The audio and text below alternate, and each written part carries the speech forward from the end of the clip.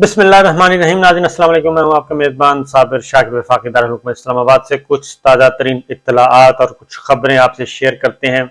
बज़ाहिर ऐसे लग रहा है कि मामलात जो हैं वो बिल्कुल पुरसुकून हो गए हैं। इमरान खान साहब पे कातिलाना हमला हुआ, अल्लाह ताला ने उनको बचाया, वो हॉस्पिटल पहुंच गए, फ्रैक्चर है उन पे, वो चल नहीं सकते। उनको अभी तक डॉक्टर्स ने रेस्ट का मशवरा दिया है।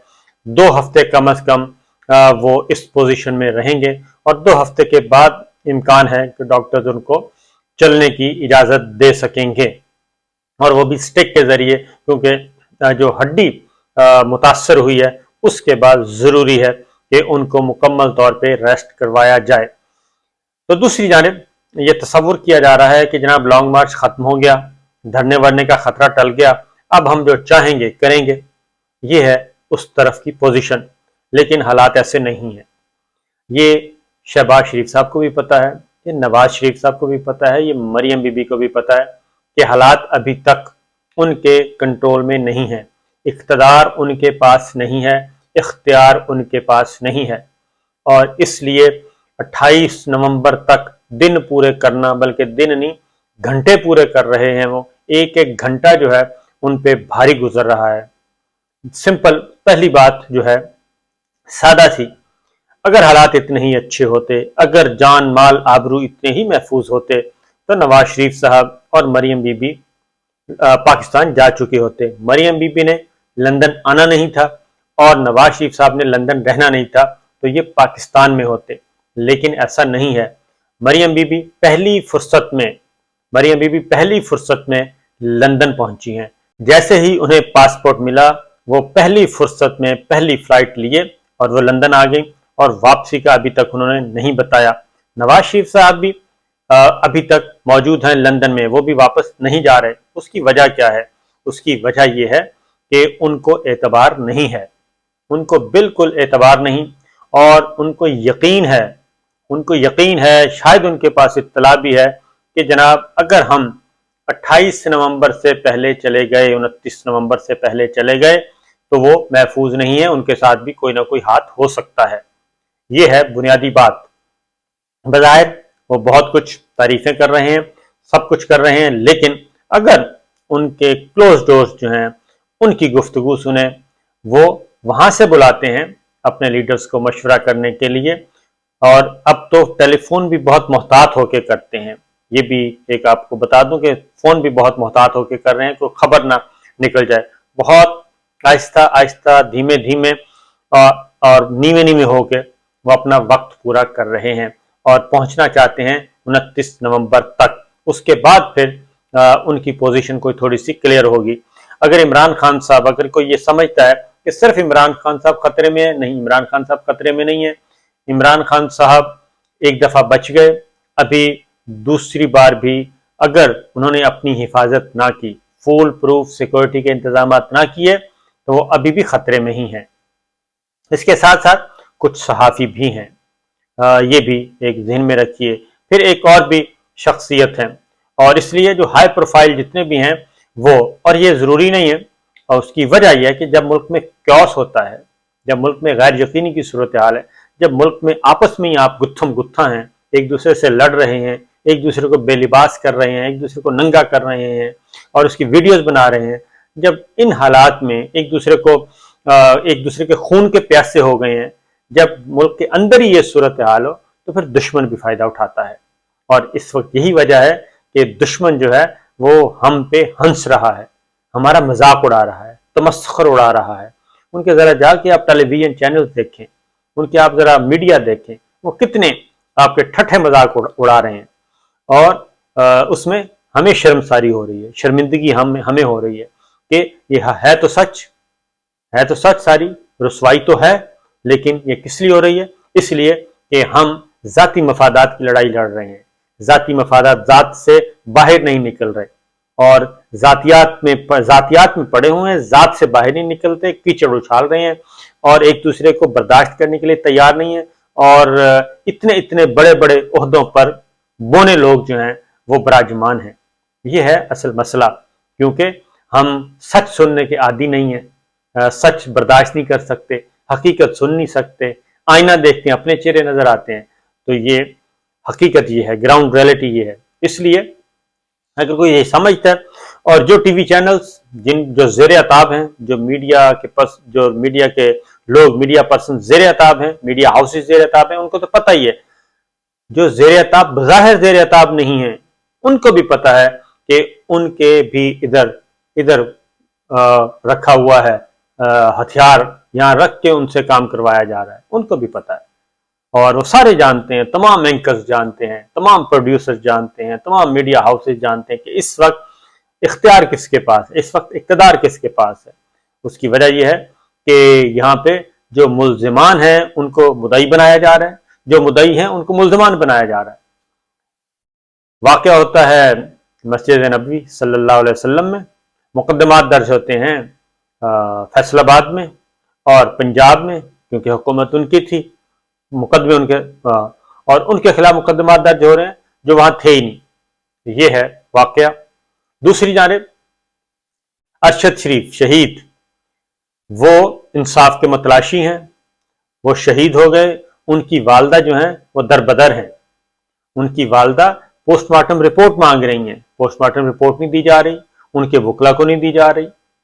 وہ جاتے ہیں عدالت میں، اسلام آباد ہائی کورٹ رجوع کرنا پڑا. آپ اندازہ کریں کہ ستم ظریفی، لاقانونیت کی یہ حد انتہا ہے کہ ایک ماں کا بیٹا تیسرے ملک میں مار دیا گیا، اور وہ ماں جو ہے وہ پوسٹ مارٹم رپورٹ، جس کی پوسٹ مارٹم ہوتا ہے اسلام آباد میں، پمز میں، نہ پولیس ان کو رپورٹ دے رہی ہے، نہ ڈاکٹرز دے رہے ہیں.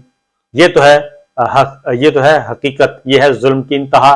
اور وہ ماں وہ جاتی ہیں اسلام آباد ہائی کورٹ، اور وہ تاریخ ملتی ہے ان کو منڈے کی، سوموار کو کیس سنا جائے گا. وہ کہتی ہیں میرے ساتھ تعاون تو چھوڑنے کی، تو تعاون کو ایک سائڈ پہ رکھیں، میرے ساتھ تضحیک آمیز سلوک کیا جا رہا ہے. ہمیں پوسٹ مارٹم رپورٹ، اور وہ کہتی ہیں کہ مجھے شبہ ہے کہ پوسٹ مارٹم رپورٹ تبدیل نہ کر دی جائے. یہ ہے معاملہ. دوسری جانب مراد سعید صاحب میدان میں آ گئے ہیں، انہوں نے بھی بتا دیا. وہ بھی چپ نہیں ہو رہے. اعظم سواتی صاحب چپ نہیں ہو رہے، وہ کہتے ہیں میں تو بولوں گا، اور اس وقت تک بولوں گا جب تک زندہ ہوں.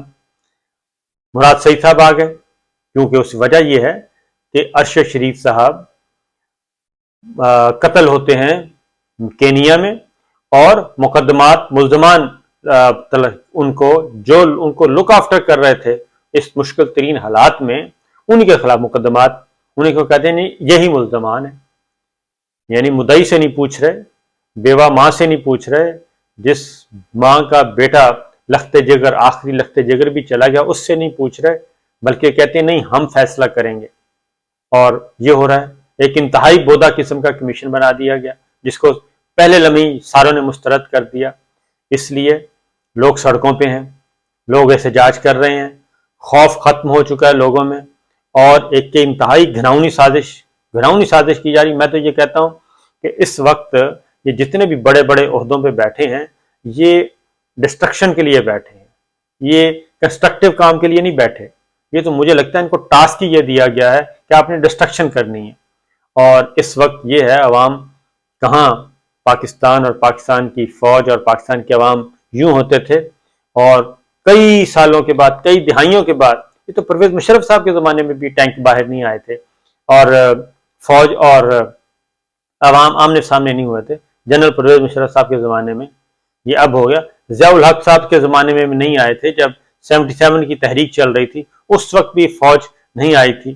اب یہ ہو رہا ہے. اب کور کمانڈرز کے گھروں کے سامنے احتجاج ہو رہا ہے، جی ایچ کیو کے سامنے احتجاج ہو رہا ہے. یہ ملک کس نہج پہ پہنچا دیا ہے، آپ ذرا سوچیں. تو اگر یہ کوئی سمجھتا ہے کہ حالات ابھی تک نارمل ہیں، حالات بالکل نارمل نہیں ہیں، اور 28 نومبر تک پھونک کر قدم رکھنے کی ضرورت ہے، پھونک کر قدم رکھنے کی ضرورت ہے. اس لیے ظاہری علامات میں مت جائیں. عمران خان صاحب، حملہ ان پہ ہوا، جان ان کی خطرے میں گئی، اور وہ ڈاکٹرز نے بتایا کہ ایک گولی جو ہے وہ 1 سینٹی میٹر یا اس سے بھی کم وہ رکی ہے جا کے. وہ جو مرکزی ہوتی ہے خون کی شریان، اگر وہاں پہ ہوتی ہے تو اس کے بعد 20 منٹ کے اندر وہ شریان پھٹ جائے، مین جو ہے 20 منٹ کے اندر اندر خون جو ہے وہ نکل جاتا ہے اور ڈیتھ ہو جاتی ہے. یہ ہے، اور یہی چیز جو ہے وہ شہید ارشد شریف صاحب کے ساتھ ہوئی کہ ان کی بھی جو موت ہے وہ بتائی گئی ہے 10 سے 30 منٹ کے اندر ہوئی ہے، 10 سے 30 منٹ کے اندر. اور وہی ان کو بھی یہی ہوا، ہٹ ہوئے، ان کو گولی ماری گئی اور اس کے بعد وہ ہاسپٹل نہیں پہنچ سکے. اور ہاسپٹل چونکہ دور تھا، گاؤں تھا، دیہات تھا، جو بھی تھا. تو یہ چیز ہے جو عمران اعظم سواتی صاحب، ظلم ان کے ساتھ ہوا، مقدمہ بھی ان پہ، اور کوئی پرسان حال نہیں ہے. اس وقت سارا نظام جو ہے وہ جبر میں، ایک شکنجے میں ہے، جبر ہے اس پہ، جبر. اور آئین، قانون، عدالتی فیصلے وہ تو ایک سائڈ پہ رکھ دیے گئے ہیں. یہ ہم دیکھ رہے ہیں. اب عمران خان صاحب کا بھی یہاں دیکھیں، گورنمنٹ ان کی، پنجاب میں گورنمنٹ ان کی، پاکستان تحریک انصاف کی، حملہ ہوتا ہے لیکن ایف آئی آر درج نہیں ہو رہی. ابھی پولیس آفیسر کی گفتگو سن رہا تھا جیو پہ میں، وہ اس نے ایڈمٹ کر لیا سارا کچھ. پولیس آفیسر کہہ رہے ہیں کہ جناب ہمیں نہیں پتا کہ یہ ویڈیو کب بنی، کیسے بنی اور ریلیز کیسے ہوئی. نہ پہلی ویڈیو کا پتہ ہے نہ دوسری ویڈیو کا پتہ، بلکہ ایک ویڈیو کے بارے میں انہوں نے کہا یہ تو ہمارا تھانہ ہی نہیں ہے، یہ ہمارا ایریا ہی نہیں ہے. تو جہاں تک وہ پولیس آفیسر کہہ رہے ہیں خانزادہ کے پروگرام میں انہوں نے ساری چیزیں بیان کر دی ہے.